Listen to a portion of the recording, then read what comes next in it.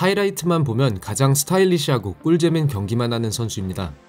MMA에선 정말 보기 힘든 가라테 스타일과 UFC를 대표하는 나이스가이인 톰슨은 안타깝지만 하향세를 달리고 있는 파이터입니다. 은간우 루이스전에 버금가는 수면제 매치에서 타이틀을 얻는 데에 실패했고 최근 번즈와 무하마드에게 2연패로 이젠 정말 챔프로드에서 멀어지고 있는 선수죠. 개인적인 생각이지만 앞으로도 톰슨의 하향세를 예상하는 이유는 3가지가 있습니다. 첫 번째는 나이에 따른 반응 속도. 톰슨의 가장 큰 장점은 스탠스 체인지가 자유롭고 케이지를 넓게 사용하는 기동력이 있습니다. 또 상대가 들어오는 타이밍에 찔러 넣는 카운터가 일품인 선수죠. 하지만 스피드와 카운터 능력에 의존하는 선수인 만큼 동체 시력과 운동 능력은 나이에 따라 급격히 떨어질 수밖에 없습니다.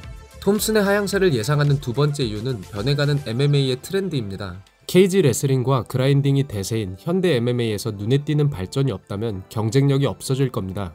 그리고 스타일의 변화를 모색하기엔 나이가 꽤나 많죠. 만약 크게 변화를 주지 않는다면 결국 상성을 크게 타는 공략이 가능한 파이터가 될 거라고 생각합니다. 세 번째는 내구력이죠. 상대의 타격을 뒤로 빠져주며 받아주고 맷집 자체도 훌륭한 편이지만 커리어가 굉장히 긴 선수인 만큼 내구력이 많이 깎였을 겁니다. 패티스전을 제외하더라도 톰슨은 경기 중에 꼭 한 번씩 큰 펀치를 허용하고 회복하는 모습을 보였습니다.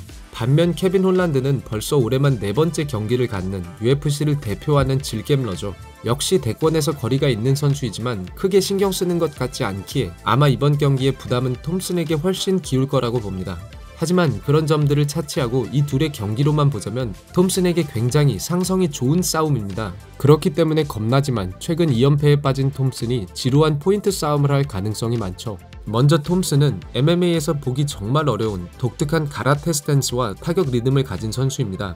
이런 선수들과의 경기 준비는 스파링 파트너를 구하기가 너무나 어렵습니다. 엇비슷하게 따라할 수 있는 선수들과 캠프를 치렀겠지만 실제 경기에서 톰슨은 훨씬 빠르고 정확할 겁니다. 그리고 톰슨의 가장 까다로운 점은 바로 킥이죠. 스티븐 톰슨은 UFC 최고의 테크니션입니다. 킥 능력으로만 보자면 아마 UFC 역대 최고의 선수가 아닐까 할 정도로 말이죠.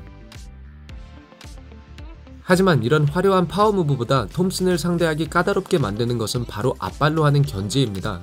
앞발을 자유자재로 사용하는 톰슨은 예상하지 못한 타이밍과 거리에서 치고 빠져버리죠. 덕분에 상대는 카운터 타이밍을 잡기조차 굉장히 어렵습니다. 거리를 잡지 못해 답답함에 밀고 들어오면 빠른 속도로 빠져버리거나 카운터가 나오고 스피드가 굉장히 빠른 선수이기 때문에 백스텝을 밟는 동시에 펀치와 킥을 모두 섞어줄 수 있는 능력이 있는 파이터입니다.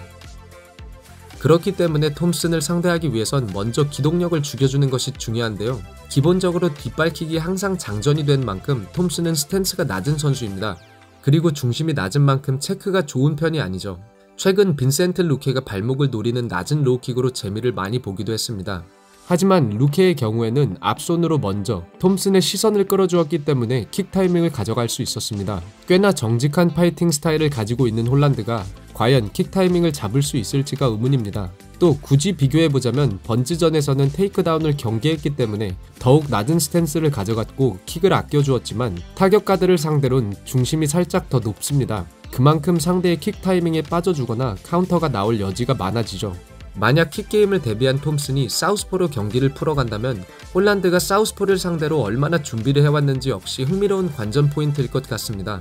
하지만 상대의 킥 타이밍에 날카로운 인앤아웃, 또 예상치 못한 리듬에 나오는 킥 카운터는 조심해야겠죠. 톰슨을 상대하는 방법 두 번째는 케이지에 가두는 것입니다. 분명 케이지에 갇혀도 빠른 풋워크를 이용해 돌아나가던지 빠지며 카운터를 찔러 넣는 테크닉이 뛰어난 톰슨이지만 옥타곤 중앙에서의 지분 싸움은 무조건 피해주는 것이 좋습니다. 그렇기 위해서는 상대를 밀 수 있는 능력이 있어야 하는데 홀란드는 타격 옵션이 톰슨에 비해 현저히 떨어지는 선수이기는 합니다. 2m가 넘는 긴 리치와 신체 능력에 의존하는 성향의 파이터인 만큼 긴 팔로 정확하게 꽂아 넣는 스트레이트가 일품이긴 하지만 톰슨은 거리 자체를 멀리 가져가는 선수이기 때문에 쉽지 않아 보입니다. 또 홀란드는 케이지 중앙에서의 태클이 뛰어난 선수가 아니기 때문에 상대를 밀어줄 수 있는 옵션이 더욱 줄어든 셈이죠. 개인적인 생각으론 홀란드가 답답함에 변칙적이고 조금은 비효율적인 방법으로 톰슨을 케이지에 가둬두려고 할 것 같습니다. 하지만 어떻게라도 톰슨을 케이지에 몰아줄 수 있다면 진득하게 붙어주며 톰슨의 체력을 뺏어먹는 것이 이상적인 그림일 겁니다. 반대로 톰슨이 밀어주는 상황이라면 어떨까요? 제멋대로 싸우는 것 같지만 홀란드는 나름 기본기가 탄탄한 선수입니다. 특히 가드를 굳히고 들어오는 브롤러를 상대로 받아치는 능력은 뛰어난 편이죠. 그렇다면 이런 펀치러쉬를 즐겨하는 톰슨에게 훅으로 받아줄 수 있을까요? 결론적으로 말하자면 쉽지 않다고 봅니다. 톰슨은 상대의 백스텝을 먼저 강요하고 상대를 추격하며 다시 빠져버리기 때문에 카운터에서 안전한 편입니다. 또 상대와 거리가 가까워지면 가드를 굳히고 밀어버리죠. 역으로 상대와 거리가 가까워지면 필리쉘 가드를 굳히는 홀란드에게 톰슨이 바디를 섞어주지 않을까 생각합니다. 결과적으로 닐 마근이나 김동현 선수처럼 밸런스와 컨트롤이 좋은 홀란드가 어떻게든 케이지에 가두고 들러붙는 것이 가장 이상적인 그림입니다. 혹은 톰슨은 슬로우 스타터이기 때문에 넉아웃을 노린다면 초반이 가장 바람직하겠죠.